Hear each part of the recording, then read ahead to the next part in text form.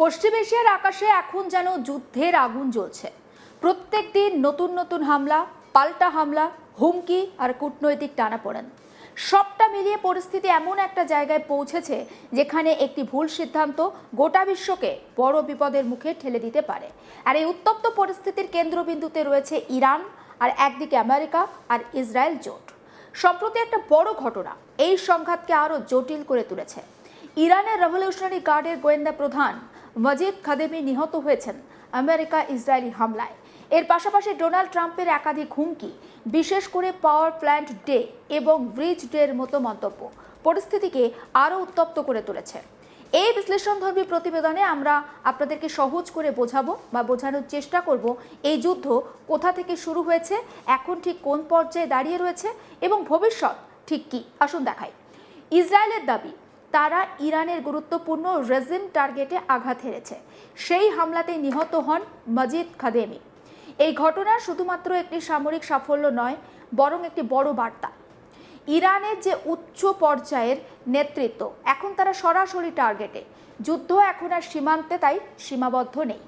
রাজধানী তেহরানেও এখন আর নিরাপদ নয়।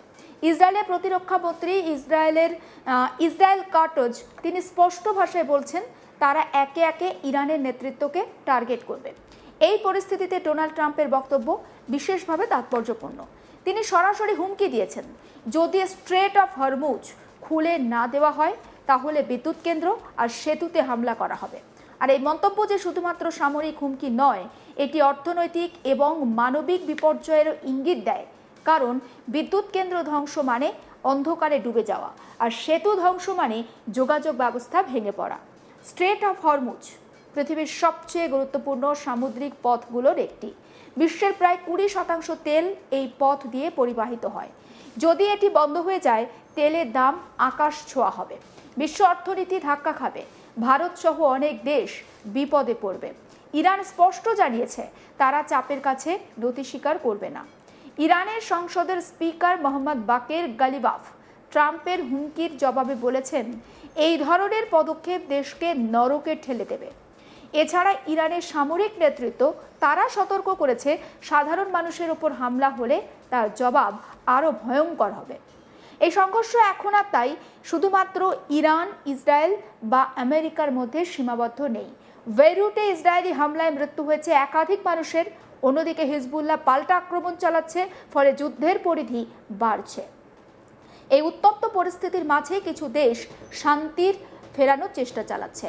ওমান যেমন গোপনে আলোচনা করছে, পাকিস্তান যুদ্ধবিরতির প্রস্তাব দিয়েছে, মিশরও মধ্যস্থতার চেষ্টা করছে। কিন্তু সমস্যা হলো বিশ্বাসের অভাব। ইরান মনে করছে আমেরিকা স্থায়ী শান্তির জন্য প্রস্তুত নয়। এই যুদ্ধের প্রভাব শুধু যুদ্ধক্ষেত্রে তাই সীমাবদ্ধ নেই। তেলের দাম বাড়ছে, শেয়ার বাজারে অস্থিরতা, আন্তর্জাতিক বাণিজ্যে সমস্যা। ভারতের মতো দেশের ওপরও এর প্রভাব পড়তে পারে। আর সবচেয়ে বেশি ক্ষতিগ্রস্ত হচ্ছে সাধারণ মানুষ। তেহরানের এক বাসিন্দা বলেছেন, 6 ঘন্টা আগাম পরিকল্পনাও করা যাচ্ছে না। এ কথাই বোঝায় অনিশ্চয়তা, ভয় আর ভবিষ্যতের অন্ধকার। ইরান একটি পারমাণবিক শক্তিধর দেশ হিসাবে পরিচিত। যদি এই যুদ্ধ বাড়ে, পারমাণবিক অস্ত্র ব্যবহারের আশঙ্কা তৈরি হতে পারে বা পারমাণবিক কেন্দ্র ক্ষতিগ্রস্ত হতে পারে, আর এর প্রভাব হবে ভয়াবহ। এই যুদ্ধ বিশ্ব রাজনীতির সমীকরণ বদলে দিতে পারে। আমেরিকা বনাম ইরান, ইসরায়েল বনাম আঞ্চলিক শক্তি, রাশিয়া ও চীনের ভূমিকা, সব মিলিয়ে একটা জটিল পরিস্থিতি। তবে 3টি সম্ভাবনা রয়েছে। যেমন পূর্ণাঙ্গ যুদ্ধ, যেখানে একাধিক দেশ একেবারে সরাসরি এই যুদ্ধে জড়িয়ে পড়বে। দ্বিতীয়টা হচ্ছে সীমিত সংঘর্ষ, বর্তমানের মতো হামলা পাল্টা হামলা চলতে থাকবে। আর 3 হচ্ছে কূটনৈতিক সমাধান। যদি আলোচনার মাধ্যমে সমাধান হয়, তাহলে ডোনাল্ড ট্রাম্পের হুমকি, মজিদ খাদেমের মৃত্যু এবং স্ট্রেট অফ হরমুজ ঘিরে সংঘাত, সব মিলিয়ে বিশ্ব এখন এক বিপজ্জনক মোড়ে দাঁড়িয়ে। এই যুদ্ধ যদি থামানো না যায়, তাহলে এর প্রভাব শুধুমাত্র পশ্চিম এশিয়া নয়, গোটা বিশ্বে পড়বে। আর সবশেষে একটাই কথা বলা যায়, যুদ্ধ শুরু করা সহজ, কিন্তু থামানো অত্যন্ত কঠিন। আর সে কারণেই এখন সবচেয়ে জরুরি শান্তি, সংলাপ আর বিবেক। সেই বিবেক কি আদৌ জাগ্রত হবে? সত্যি কি যুদ্ধ থামবে? কারণ পশ্চিম এশিয়ার আকাশে যুদ্ধের যে কালো মেঘ দিনের পর দিন আরও ঘনীভূত হচ্ছে। ইরানের বুশেহর পারমাণবিক বিদ্যুৎ কেন্দ্রের কাছে সাম্প্রতিক হামলা শুধুমাত্র একটি যে সামরিক সংঘর্ষ তা নয়, এটি এখন এক ভয়াবহ মানবিক আর পরিবেশগত বিপর্যয়ের আশঙ্কা তৈরি করেছে, যার প্রভাব ছড়িয়ে পড়তে পারে গোটা আরব বিশ্ব থেকে ইউরোপ পর্যন্ত। পরিস্থিতি এমন একটা জায়গায় পৌঁছেছে যে আন্তর্জাতিক মহল গভীর উদ্বেগে, আর সাধারণ মানুষ তারা আতঙ্কে দিন কাটাচ্ছে।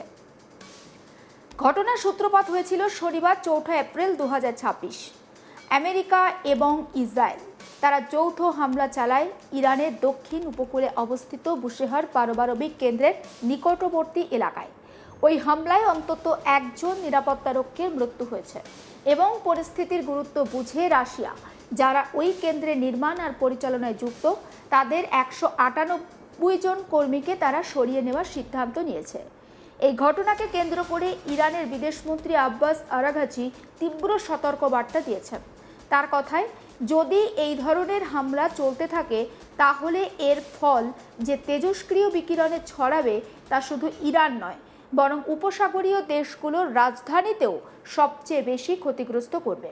তিনি স্পষ্ট উল্লেখ করেন, বুশেহরের ভৌগোলিকভাবে কুয়েত, বাহরাইন এবং কাতারের অনেক কাছে রয়েছে, তুলনায় তেহরান অনেক দূরে।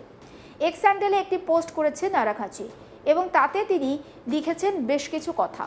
তিনি লিখেছেন যে ইউক্রেনের যে নিউক্লিয়ার প্ল্যান্টের কাছে সংঘর্ষ নিয়ে পশ্চিমাদের তীব্র ক্ষোভের কথা মনে আছে।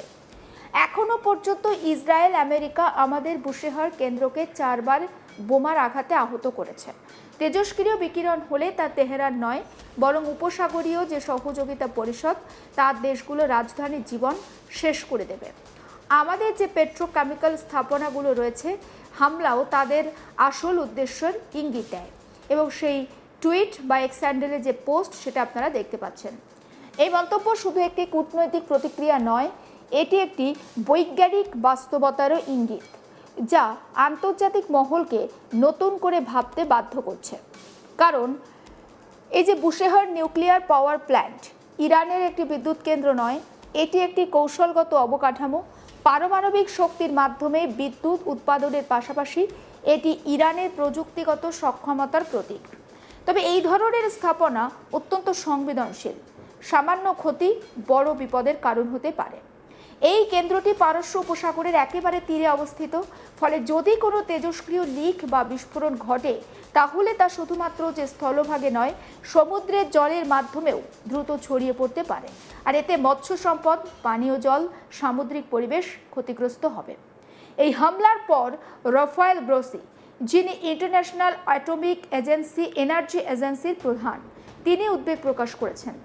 যদিও এখনো পর্যন্ত তেজস্ক্রিয়তার মাত্রা বৃদ্ধি পাওয়ার কোনো প্রমাণ পাওয়া যায়নি, তবুও তিনি স্পষ্টভাবে বলেছেন, পারমাণবিক কেন্দ্র বা তার আশেপাশের এলাকায় কখনোই হামলা করা উচিত নয়।